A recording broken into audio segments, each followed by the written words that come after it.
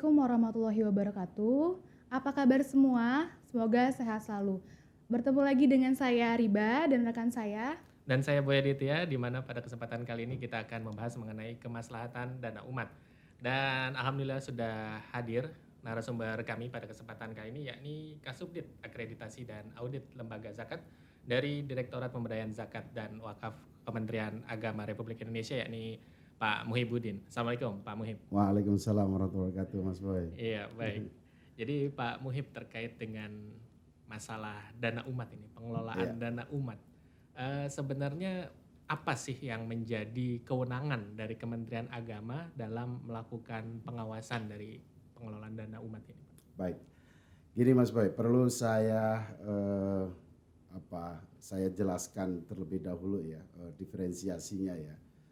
Sebab di masyarakat ini banyak yang masih ambigu ya pemahamannya tentang dana umat ini atau dana filantropi kita ini ya. Sebab dalam konteks pengelolaannya ada kewenangan yang berbeda ya antara dana kemanusiaan secara umum gitu ya dengan zakat wakaf, infak sedekah dan dana sosial keagamaan lainnya dan juga pengelolaan wakaf ya. Jadi kalau yang ramai ini itu sebenarnya lembaga ini berizinnya di Kemensos. Karena ada Permensos 8 tahun 2021. Nah, berbeda dengan lembaga amil zakat. Ya, lembaga amil zakat ini izinnya di Kementerian Agama dan prosedur perizinannya juga sangat rigid. Nah, kalau di wakaf nanti di BWI. Nah, seperti itu. Jadi pengawasannya saya kira juga masing-masing memiliki mekanisme dan juga prosedur yang yang harus dipatuhi oleh masing-masing pihak ya, saya kira itu. Lalu apa bedanya Pak antara lembaga filantropi secara umum dan juga lembaga amil zakat? Ya, karena lembaga filantropi secara umum ini kan diatur di dalam Permensos tentang pengumpulan uang dan barang ya. Ya banyak lembaga atau yayasan atau juga lembaga internasional kan banyak ya yang menghimpun donasi-donasi secara umum, yang tentu ini peraturannya rigid juga ya. Tapi bedanya kalau di lembaga zakat ini dia fokus kepada zakat. Zakat itu ketentuannya sudah dalam Al-Quran sudah jelas ya kalau zakat itu untuk 8 asnaf. Lalu untuk infak sedekah dan dana sosial keagamaan lainnya itu juga kita atur. Jadi dalam hal hak amilnya juga berbeda ya. Kalau zakat itu 12,5%, dan kalau DSKL itu bisa sampai 20% ya diambilnya. Lalu kalau ketentuan di PUB tadi itu kan maksimal 10% ya diatur. Baik Bapak, apakah ada regulasi yang mengatur secara detail terkait berapa jumlah operasional yang boleh dipakai dari dana umat tersebut? Oh ya, tentu. Ini sudah diatur secara rigid ya. Kita memiliki Undang-Undang 23 2011, kita punya PP 14 2014, kita juga punya KMA ya, PMA 606, lalu punya KMA juga tentang perizinan 333. Lalu kita juga ada beberapa Perbasnas yang juga itu menjadi regulasi yang harus kita taati bersama ya, di mana kalau untuk zakat itu 12,5%. Dan kalau dana sosial keagamaan lainnya dan infak sedekah bisa 20%. Tapi tidak lantas karena ini besar maka kita ambil dulu gitu. Tidak juga begitu. Tapi kita melihat juga kenapa urutannya di dalam Al-Quran itu lil fuqara dulu, masakin, baru amilin kan gitu. Ini saya kira juga sangat menjiwai daripada aturan yang kita miliki. Saya kira. Ya tadi Pak Muhib juga sudah menjelaskan itu apa bedanya antara lembaga filantropi secara umum dan juga lembaga amil zakat. Di mana lembaga amil zakat sudah jelas dananya dana zakat yang dikelola untuk 8 asnaf dan juga ada bagian dari amil 12,5%. Nah, yang menjadi pertanyaan di mana wewenang dari Kementerian Agama atau apa saja wewenang dari Kementerian Agama dalam hal pengawasan dari lembaga amil zakat ini, Pak? Iya, ini tegas ya di dalam Undang-Undang 23 kita juga udah menyebut ya bahwa pengawasan itu dibagi dua. Jadi ada pengawasan masyarakat ya, ya kayak pengelolaan yang dilakukan oleh lembaga amil zakat maupun Basnas, juga masyarakat punya kewenangan untuk mengawasinya ya, menanyakan akuntabilitasnya, laporannya dan lain sebagainya.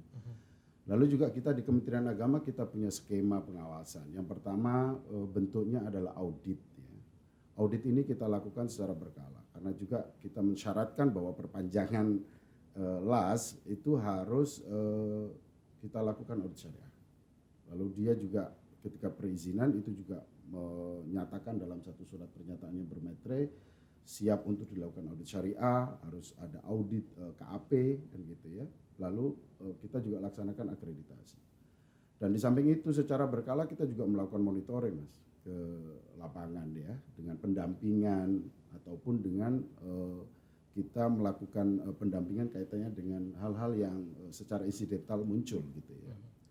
Dan itu secara berkala kita lakukan. Pendampingan pun secara terstruktur ya, artinya tidak hanya teman-teman kita yang atau kita dari Direktorat Pemberdayaan Zakat dan Wakaf, dalam hal ini Subdit Akreditasi dan Audit Lembaga Zakat, tapi teman-teman kita di Venezawa, di provinsi, di kabupaten kota juga melakukan pendampingan dan anggarannya juga kita sediakan. Gitu. Menurut Bapak, faktor-faktor apa yang menyebabkan masih ada oknum melakukan penyelewengan? Ya tentu kan kita ini tidak bisa ngontrol manusianya kan, tapi sistemnya kan kita kontrol gitu. Regulasi kita buat sedemikian sedemikian rigidnya, lalu controlling kita lakukan, ya, pelaksanaan auditnya kita lakukan, pengawasannya kita lakukan gitu ya. Tapi kembali lagi kalau ada human errornya ya itu kan case by case saya kira, dan tentu kita juga ada pagar-pagarnya. Kalau Anda melakukan ini maka ada sanksinya kan, kira-kira gitu. Seperti itu. Jadi saya kira dengan ketentuan regulatif yang kita susun dan kita jadikan sebagai pagar dalam tata kelola ini, kita harapkan pengelolaannya juga harus akuntabel, amanah. Itu azas-azas pengelolaannya, Mbak. Jadi amanah, akuntabel, harus transparan dan sesuai dengan regulasinya. Jadi penerimaannya juga harus seperti apa, nanti sampai pengelolaannya, sampai pendistribusiannya, sampai juga pendayagunaannya. Seperti itu. Ya, tadi dikatakan sudah ada regulasi, sudah ada upaya preventif ya, dikatakan, tapi masih ada juga penyelewengan. Apa Pak yang sudah pernah dilakukan oleh Kementerian Agama dalam rangka memberikan sanksi tegas kepada las-las yang melanggar aturan tersebut? Ya saya kira kita berikan sanksi administratif ya. Ada gradasinya kan itu sanksinya. Jadi kalau memang salah dalam hal inputting, saya kira ini kan bisa diperbaiki ya, dalam pencatatan laporan keuangannya gitu. Tapi kalau sampai itu penggunaan dana zakat ya tidak sesuai dengan syariah, maka itu sudah pelanggaran syariah, dan itu ada sampai hukuman sanksi pidananya, Mas. Jadi bisa dicek di dalam aturan kita ya, kalau sampai 50 juta katakanlah itu sudah pidana. Bagi 500 juta ada ketentuannya, dan itu diatur kurungan penjaranya berapa gitu, dan dendanya berapa yang harus dikembalikan. Ya. Bagaimana caranya agar masyarakat bisa tahu bahwa lembaga tersebut jelas dan terakreditasi? Bisa dicek dong, kita kan punya SIMZAT, bisa dicek, dan kita buka kok di sana yang berizin, dan ini juga kita akan merilis mana yang yang berizin dan yang belum, kan ada beberapa juga yang belum berizin. Ini mumpung kesempatan nih saya sampaikan kepada teman-teman kita ya, penggerak zakat dan gerakan filantropi kita ini, ayo kita berizin gitu ya, karena dengan berizin tentu kita akan mendapatkan banyak benefit ya, dalam hal trust publik pasti ya, karena publik akan melihat oh ini ada izinnya kan gitu. secara otomatis maka keyakinan dia bahwa uang yang disalurkan itu betul-betul akan secara amanah dikelola lalu disampaikan kepada mustahiknya kan gitu. Lalu yang kedua dalam hal pembinaan kita juga akan melakukan pembinaan secara berkala kan gitu. Dalam banyak hal pasti akan banyak manfaatnya kalau kita berizin. Saya kira itu.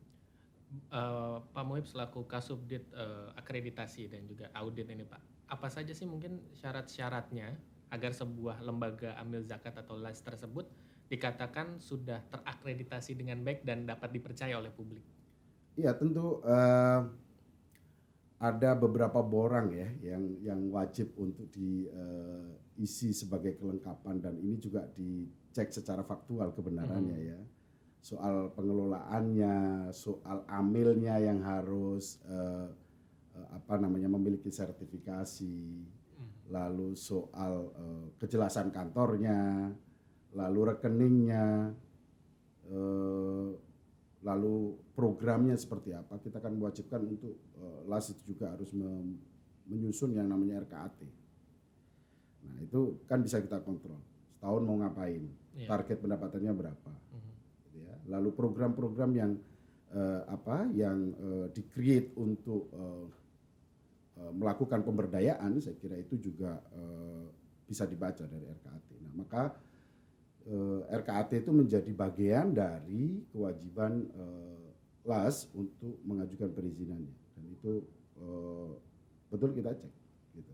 Lalu nanti dievaluasi ketika perpanjangan juga kita cek ketika penghimpunannya LAS level nasional kan ada standarnya dia harus mampu mengelola dana sekian lalu nanti di provinsi sekian di kabupaten kota sekian. Gradasi itu saya kira itu yang menjadi poin ketika kita memberikan perpanjangan izin. Oke baik Pak, boleh disebutkan tidak Pak lembaga-lembaga filantropi yang bisa dijadikan referensi oleh masyarakat? Ya saya kira listnya saya tidak hafal betul ya karena banyak ya ratusan gitu ya, bisa dicek di Simzat kita gitu ya dan di beberapa kanal media kita kan ada literasi zakat dan wakaf ya, bisa dicek di IG kita ada, di Facebook ada, di seluruh kanal media sosial kita punya. Ada nama-nama yang resmi mereka yang berizin kepada kita juga bisa dilihat. Gitu. Jadi saya kira masyarakat bisa ngeceknya untuk referensinya di mana sih Pak? Lihat di Simzat kita dan di beberapa kanal media sosial kita. Baik. Ya Pak, tadi dikatakan bahwa ternyata LAS ini ada tingkatan ya Pak ya. Jadi ada yang Betul. LAS kabupaten kota, provinsi, dan hingga LAS tingkat nasional. Nah untuk perpanjangannya sendiri itu strukturnya atau jalannya seperti apa step by stepnya gitu loh. Untuk dari tingkat kota apa yang membedakan gitu? Iya betul. Kalau untuk LASNAS ya, LAS nasional itu rekomendasinya dari Basnas Pusat dan dia nanti dikeluarkan oleh keputusan Menteri Agama. Dan kalau di provinsi oleh Direktorat Jenderal Pak Dirjen. Pak Dirjen. Nanti kalau di kabupaten kota, rekomendasi Basnas kabupaten kota, izinnya di Kanwil. Baik. Jadi beda-beda gitu Pak. Iya, ada gradasinya. Tentu ini juga penting agar pelayanan, ini kan kita juga memberikan pelayanan perizinan ya Mas. Jangan sampai mempersulit masyarakat untuk izin. Karena ini adalah bagian dari keterpanggilan masyarakat untuk bagaimana tata kelola zakat kita ini, tata kelola filantropi Islam kita ini juga menjadi semakin lebih baik kan gitu. Baik Pak, sebenarnya apa sih Pak manfaat dari penghimpunan dana filantropi ini bagi kemaslahatan umat ini Pak? Iya tentu kita semuanya secara gampang bisa menjawab ya bahwa dana filantropi ini sangat mulia sekali ya. Dapat kita gunakan untuk peningkatan kesejahteraan masyarakat kita ya, umat kita. Jadi ini juga sebagai bagian dari implementasi keberimanan kita. Dalam Al-Quran sendiri Allah sering menyebutkan man amana wa amila sholihah. Jadi amal soleh ini cerminannya adalah salah satunya adalah berderma kan gitu.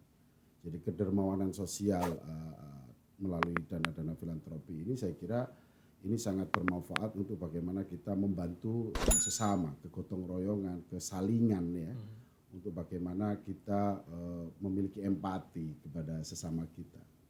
Nah, makanya di dalam fikih kita kan kita mengenal tentang al-maslahah al-mursalah ya. Bagaimana kita harus memiliki jiwa kedermawanan, jiwa sosial kita untuk saling membantu, bergotong royong kepada sesama kita kan gitu ya. Sehingga dalam konteks filantropi ini di beberapa case ya yang di negara kita untuk menjembatani bantu yang terkena bencana ya dengan dana-dana seperti ini kan bisa cepat ya karena liquid dananya kan dari donatur bisa kita terima langsung bisa kita salurkan. Nah, seperti itu. Saya kira kecepatan dalam bagaimana kita menyalurkan juga sangat terbantu dengan dana-dana filantropi.